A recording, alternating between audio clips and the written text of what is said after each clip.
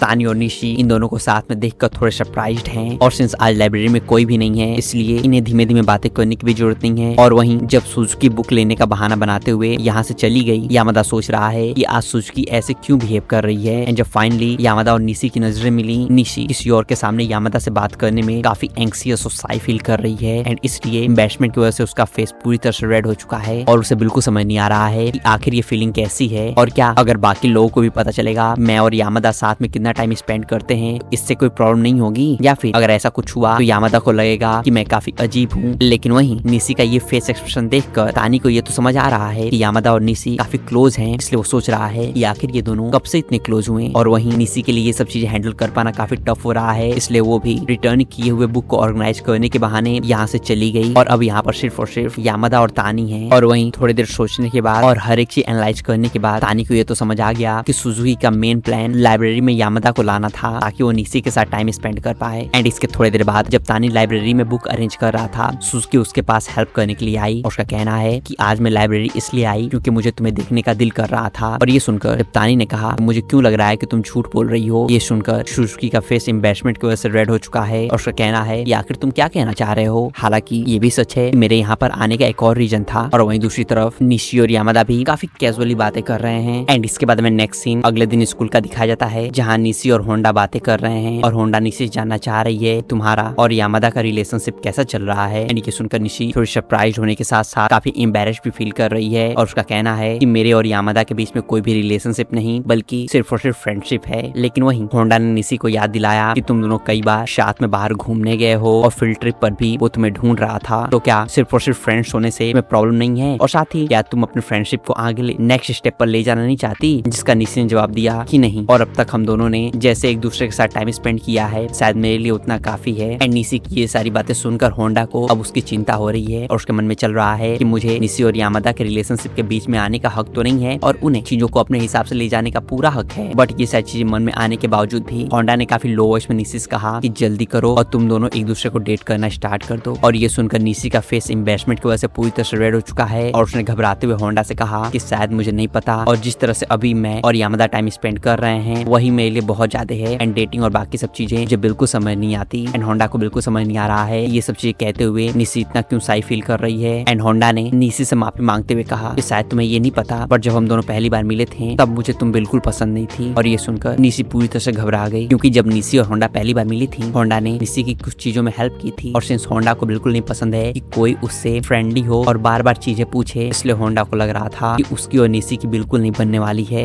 But फिर भी Honda को पता ही नहीं चला कि कब निशी और वो दोनों अच्छी फ्रेंड्स बन गई और होंडा आज खुश है कि निशी उसकी एक अच्छी फ्रेंड है। और सिंस निशी एक काफी अच्छी इंसान है और उसने कभी भी होंडा को रिजेक्ट नहीं किया है, इसलिए होंडा भी निशी की जितनी हेल्प हो सके उतना करना चाहती है। जिसके बाद होंडा ने फाइनली निशी से पूछा कि आखिर तुम यामादा के साथ अपनी लाइफ कैसे देखती हो, क्या तुम उसकी गर्लफ्रेंड बनना चाहती हो या सिर्फ और सिर्फ फ्रेंड बनकर रहना चाहती हो। एंड होंडा की ये क्वेश्चन सुनकर निशी अब पहले से और ज्यादा एम्बैरेस्ड फील कर रही है एंड उसका फेस एम्बैरेसमेंट की वजह से पहले से काफी ज्यादा रेड हो चुका है। बट फिर भी उसने होंडा को अपनी फीलिंग्स बताई कि शायद मैं यामादा को लाइक करती हूँ बट मैं खुद को एज अ किसी की गर्लफ्रेंड कभी भी इमेजिन नहीं कर पाती। एंड निशी की ये सारी बातें सुनने के बाद होंडा ने उसे कहा कि इमेजिन करो तुम और यामादा हमेशा फ्रेंड्स रहते हो और यामादा को किसी से प्यार हो जाए तो क्या तुम यामादा को बिना किसी रिग्रेट के सपोर्ट कर पाओगी। जिसका निशी ने काफी लो वॉइस में जवाब दिया कि मैं यामादा की गर्लफ्रेंड बनना चाहती हूँ और मैंने कभी भी नहीं सोचा था कि मैं कभी ऐसा कुछ फील करूंगी। एंड निशी की ये सारी बातें सुनने के बाद होंडा ने उसे बताया कि यामादा को चॉकलेट्स पसंद है इसलिए तुम वैलेंटाइन डे पे उसे कोई स्पेशल चॉकलेट दे सकती हो। लेकिन वही निशी के हिसाब से उसके लिए ऐसा कुछ कर पाना सच में काफी टफ है क्योंकि वैलेंटाइन डे पर चॉकलेट देना रोमांस टाइप का साउंड करता है। और अभी होंडा को निशी और यामादा के रिलेशनशिप के बारे में सोचकर ही पता नहीं क्यों काफी अच्छा लग रहा है। और वहीं दूसरी तरफ यामादा इसी बारे में सोच रहा है कि वो बार बार कोशिश करता है कि निशी के साथ टाइम स्पेंड करे और बाहर जाने के लिए उससे पूछे, और जब भी वो निशी के करीब जाता है और निशी का फेस देखता है उसे इस चीज से इतना ज्यादा अच्छा लगता है कि वो हमेशा अपने मेन गोल के बारे में ही भूल जाता है। एंड घर पर इन सब चीजों के बारे में सोचते हुए यामादा ने निशी को कॉल किया और उसे अभी मिलने के लिए इनवाइट किया। और ये सुनकर निशी तुरंत घबरा गई क्योंकि अभी रात के 7:30 बज रहे हैं और निशी ने डिनर कर लिया है और अभी उसने पजामा पहना है, इसलिए उसे बिल्कुल समझ नहीं आ रहा है इस हालत में वो यामादा से कैसे मिलेगी। इसलिए उसने घबराते हुए यामादा से कहा मुझे माफ करना पर शायद आज मिलना पॉसिबल नहीं होगा। और सिंस यामादा के लिए भी निशी को इनवाइट करना इतना इजी नहीं था इसलिए रिजेक्ट होने के बाद वो काफी एम्बैरेस्ड और साई फील कर रहा है और अभी वो काफी घबराया हुआ भी है। और अभी यामादा इस बारे में सोच ही रहा था कि तभी उसे निशी का मैसेज रिसीव हुआ एंड निशी ने उसे मैसेज किया है कि हम किसी और दिन मिल सकते हैं। और वहीं दूसरी तरफ जब निशी ने फोन की तरफ देखते हुए थोड़ा सोचा, उसे लग रहा है कि कहीं ऐसा तो नहीं है कि यामादा अभी अपनी फीलिंग्स के बारे में मुझसे कन्फेस करने वाला था। और ये सोचकर निशी को लग रहा है कि कहीं मैंने यामादा को रिजेक्ट तो नहीं कर दिया। और जहाँ निशी सोच रही है कि वैलेंटाइन डे पे जो मेरा प्लान है वो एग्जीक्यूट करने से पहले मुझे पूरी कोशिश करनी होगी कि तब तक कहीं यामादा मुझे पसंद करना न बंद कर दे। और वहीं दूसरी तरफ यामादा भी पूरी तरह से रेडी है कि वो एक परफेक्ट प्लान के साथ निशी से मिलने जाएगा और उसके सामने अपनी फीलिंग्स रखेगा। जिसके बाद हमें नेक्स्ट सीन में दिखाया जाता है यामादा और निशी दोनों साथ में कैफे आए हैं और सिंस निशी ने अभी ये एक्सेप्ट कर लिया है वो यामादा की गर्लफ्रेंड बनना चाहती है, इसलिए अब यामादा करीब होने की वजह से पहले से वो और ज्यादा एम्बैरेस्ड और साई फील कर रही है और वो अभी यही कोशिश कर रही है कि कहीं वो अभी किसी जान पहचान वाले से टकरा न जाए। एंड जब फाइनली कैफे में पहुंचने के बाद निशी केक खा रही थी, यामादा उसे देखकर सोच रहा है कि आज आखिर निशी इतनी क्यूट क्यों लग रही है। और यामादा चाह रहा है कि वो निशी को हमेशा ऐसे ही खाते हुए देखे और वहीं यामादा को ऐसे घूरते हुए देखकर निशी के मन में चल रहा है कि कहीं यामादा ये तो नहीं सोच रहा है कि मैं एक बहुत बड़ी भुक्खड़ हूँ। एंड इसके बाद दोनों मॉल में शॉपिंग करने भी गए और बातें करते हुए यामादा निशी से उसके फैशन के बारे में भी जानना चाह रहा है। एंड आगे बढ़ते हुए जहाँ यामादा लोकेशन और बाकी सब चीजें चेक कर रहा है वहीं निशी के मन में चल रहा है कि हालांकि अब मुझे इस चीज से फर्क नहीं पड़ता कि लोग मेरे और यामादा के बारे में क्या सोचते हैं और मैं अपने इस प्रेशियस रिलेशनशिप को बिल्कुल खोना नहीं चाहती। और हालांकि निशी को यामादा के फीलिंग और एक्शन को लेकर जरा भी डाउट नहीं है बट फिर भी अभी तक निशी यामादा की फीलिंग्स के बारे में पूरी तरह से गारंटीड नहीं है, इसलिए उसे मानो किसी तरह का एक प्रूफ प्रूफ चाहिए। और अभी ये सब चीजें सोचते हुए जैसे निसी की नजर शॉप में रखे हुए वैलेंटाइन डे गिफ्ट पर पड़ी, उसके मन में फिर से यही चीज चलने लगी, मुझे जल्द से जल्द यामादा को अपने फीलिंग्स के बारे में बताना होगा। और अभी जैसे यामादा निसी को एक नए लोकेशन के बारे में बताने के लिए पीछे मुड़ा, निसी ने अचानक से उससे कहा मैं तुम्हें पसंद करती हूँ। और ये चीज यामादा के लिए भी सरप्राइजिंग है, इसलिए वो पूरी तरह से मानो यही फ्रीज हो चुका है। और वहीं हालांकि निसी ने अपने दिल की बात यामादा से कह दिया, बट वो ये कहने के बाद इतना ज्यादा एम्बैरेस्ड और साई फील कर रही है कि वो तुरंत यामादा से दूर भागने की कोशिश करने लगी। और जैसे ही यामादा ने निसी को रोका, आसपास के लोग इन्हें देख कर सोच रहे हैं कि क्या ये लड़का इस लड़की को परेशान कर रहा है। और जब ये चीज यामादा और निसी ने नोटिस किया, वो दोनों जल्दी से एक खाली जगह पर आ गए जहाँ कोई भी इन्हें देखकर कुछ अजीब नहीं सोचेगा। और वहीं अभी इन दोनों के लिए चीजें काफी ऑकवर्ड हो चुकी हैं और साथ ही दोनों अभी पूरी तरह से शांत हैं। और वहीं अभी यामादा सोच रहा है कि मुझे सबसे पहले निसी से अपने दिल की बात कहना चाहिए था, बट मैं अपने थॉट्स में इतना ज्यादा खो गया था कि मैं निसी से अपनी फीलिंग्स कन्फेस नहीं कर पाया। और वहीं यामादा का ये फेस एक्सप्रेशन देखकर निसी सोच रही है कि अभी यामादा क्या सोच रहा है। और साथ ही निसी डिफरेंट चीजों के बारे में भी सोच रही है, लाइक कि क्या मुझे अपने दिल की बात नहीं कहनी चाहिए थी और क्या ये चीज कहने का आज सही टाइम था या फिर नहीं। और भले ही अभी यामादा ने निसी का हाथ पकड़ा हुआ है, बट फिर भी निसी अभी काफी ऑकवर्ड फील कर रही है। एंड इतना ओवर थिंकिंग करने की वजह से निसी के लिए नॉर्मली बिहेव कर पाना काफी टफ हो रहा है। और अभी निसी इन सब चीजों के बारे में सोच ही रही थी कि तभी यामादा ने भी निसी से कहा कि मैं भी तुम्हें पसंद करता हूँ। और साथ ही यामादा ने निसी को ये भी क्लियर किया कि मैं तुम्हें बता दूं कि तुमसे पहले मैंने तुम्हें पसंद करना स्टार्ट किया था, और हालांकि तुमने मुझसे पहले फीलिंग्स कन्फेस कर दिया, बट अभी मैं अपनी फीलिंग तुम्हारे सामने प्रॉपर्ली कन्फेस करना चाहता हूँ। और ये कहने के बाद यामादा ने निसी को प्रपोज करने के लिए जैसे ही आगे हाथ बढ़ाया, इनके पीछे एक ट्रक हॉर्न बजाते हुए आ गया, जिसकी वजह से यामादा अपनी बात क्लियरली नहीं कह पाया। एंड ये मोमेंट इतना फनी हो गया, निसी भी वहीं हंसने लगी, जो कि जाहिर है यामादा के लिए काफी एम्बैरेसिंग हो गया। और वो निसी से जानना चाह रहा है कि आखिर तुम क्यों हंस रही हो। एंड इसके बाद हमें अगले सीन में दिखाया जाता है बाहर का नजारा देखते हुए यामादा ने आज के अपने प्लान के बारे में निसी को हर एक चीज बताया कि मैं एक शांत जगह ढूंढ रहा था और मैं सच में अपनी फीलिंग तुम्हारे सामने कन्फेस करने वाला था। एंड निसी के लिए यामादा का ये सारा प्लान काफी सरप्राइजिंग है। एंड उसके इन सारे प्लान के बारे में सोचकर निसी काफी साई भी फील कर रही है। और साथ ही उसने यामादा को अपना प्लान करने के लिए थैंक यू भी कहा, और उसके लिए ये चीज यकीन कर पाना काफी टफ भी हो रहा है। और वो इस चीज से काफी खुश भी है, यामादा ने उसके लिए इतना कुछ प्लान किया था। और वहीं इन सब चीजों के बारे में बातें करते हुए जब यामादा ने काफी फॉर्मली निसी से कहा कि ठीक है तो चलो अब से एक दूसरे का अच्छे से ख्याल रखते हैं, ये सुनकर निशी भी काफी खुश है और वो अभी यामादा को ऐसे फॉर्मली बातें करने के लिए टीज भी कर रही है। एंड इसके बाद हमें नेक्स्ट सीन वैलेंटाइन डे का दिखाया जाता है और आज सुजुकी ने अपने सभी फ्रेंड्स के लिए चॉकलेट लाया है। और हर एक वैलेंटाइन डे की तरह आज सभी लड़कियों ने लड़कों को वैलेंटाइन डे चॉकलेट दिया,